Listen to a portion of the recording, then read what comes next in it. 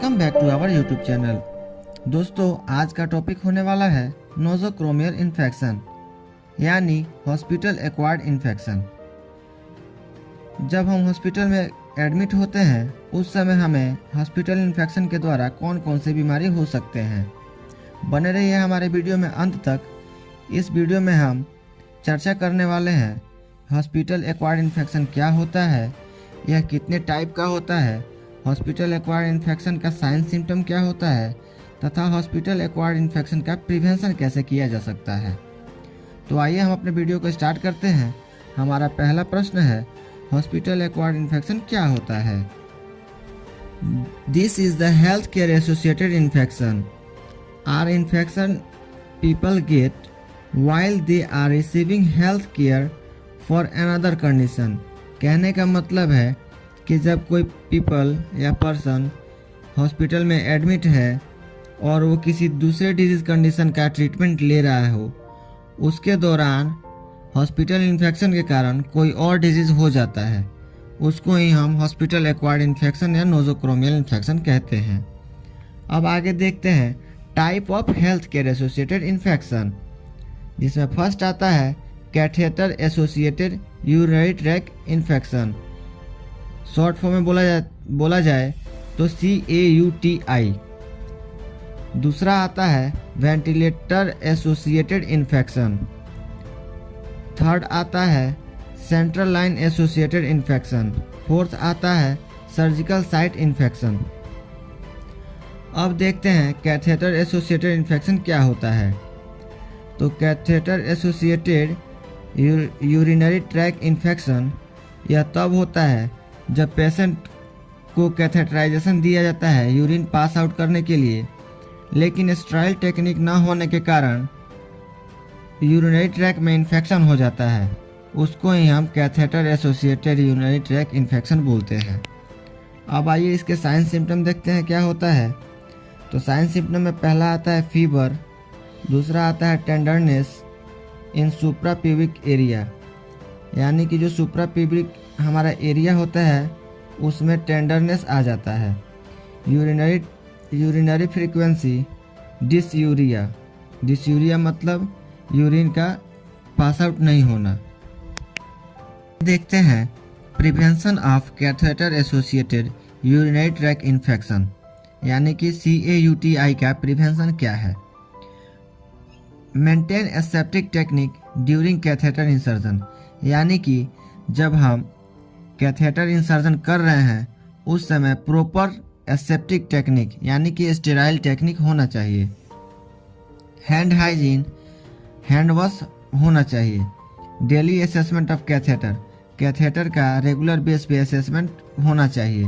Provide catheter care in every shift, यानी कि जब जब नर्स का शिफ्ट चेंज होता है उस समय कैथेटर केयर करना होता है। अब दूसरा आता है ventilator associated infection. Ventilator associated infection तब होता है जब पेशेंट वेंटिलेटर पे होता है और उसको ऑक्सीजन थेरेपी दिया जा रहा होता है। अब आइए आगे देखते हैं इसका साइन सिम्टम क्या होता है। पहला साइन सिम्टम इसका होता है फीवर, दूसरा ल्यूकोपीनिया और ल्यूकोसाइटोसिस। ल्यूकोपीनिया मतलब WBC का लेवल डिक्रीज हो जाना। ल्यूकोसाइटोसिस का मतलब होता है इंक्रीज लेवल ऑफ WBC। अब एडल्ट में बात करते हैं तो मेंटल स्टेटस जो होता है अल्टर हो जाता है। अब आइए बात करते हैं इसके प्रिवेंशन की। तो प्रिवेंशन में होता है elevate the head of the bed, जो बेड का हेड साइड होता है उसको एलिवेट कर दिया जाता है, उनको ओरल केयर दिया जाता है। Prophylaxis for the peptic ulcer disease, जो भी पेप्टिक अल्सर डिजीज़ होते हैं उनके लिए प्रोफिलैक्सिस किया जाता है। सक्शनिंग किया जाता है, हैंड हाइजीन किया जाता है। अब अगला आता है हमारा central line associated infection. Central line जो फूड पार्टिकल्स या फिर बोले तो न्यूट्रिएंट्स को प्रोवाइड करने के लिए सेंट्रल लाइन लगाया जाता है। उस सेंट्रल लाइन में ब्लॉकेज हो जाता है या फिर फूड पार्टिकल्स के प्रॉपर क्लीन नहीं करने से इन्फेक्शन फैल सकता है। इसका साइन सिम्टम होता है fever and chilled due to infection. Infection के कारण ठंड लग के बुखार होना। पेन यानी कि दर्द। स्वेलिंग, इन्फ्लामेशन हो जाता है उस रीजन में। Discharge and redness at the insertion site, जहाँ पे सेंटर लाइन डला होता है वहाँ से फ्लूइड डिस्चार्ज होने लगता है या फिर रेडनेस हो जाता है। अब आइए आगे देखते हैं इसका प्रिवेंशन क्या है। तो प्रिवेंशन में है प्रॉपर स्टेराइल टेक्निक यूज़ करना है, स्किन को क्लीन करके रखना है, स्टाफ जो होने चाहिए वो स्किलफुल होने चाहिए, और सब क्लेवियन वैन का यूज़ किया जाना चाहिए, ना कि दूसरे और वैन का यूज़ करना चाहिए। अब नेक्स्ट हमारा आता है सर्जिकल साइट इन्फेक्शन यानी कि SSI।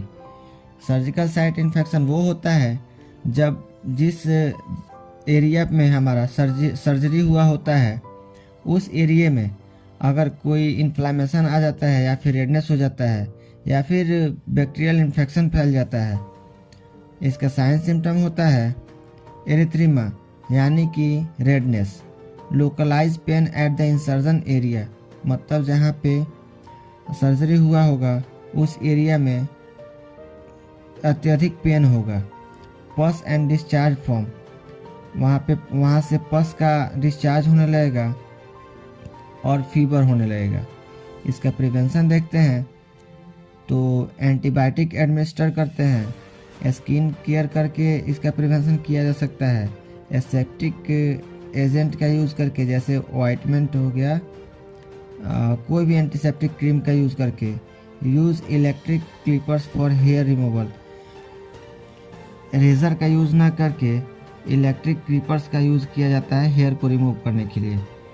इससे हमारा जो है सर्जिकल साइट इन्फेक्शन का चांस कम हो जाता है। आशा करते हैं ये जानकारी आपको अच्छी लगी होगी।